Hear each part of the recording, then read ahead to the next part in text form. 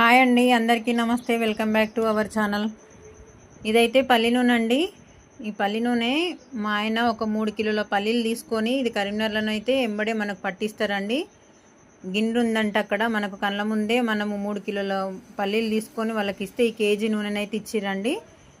అయితే ఇది ప్యూర్ నూనె అని ఎట్లా తెలుసుకోవాలి అని చెప్పానంటే చూడండి, ఇక్కడ కిందనైతే మడ్డి అయితే వచ్చింది.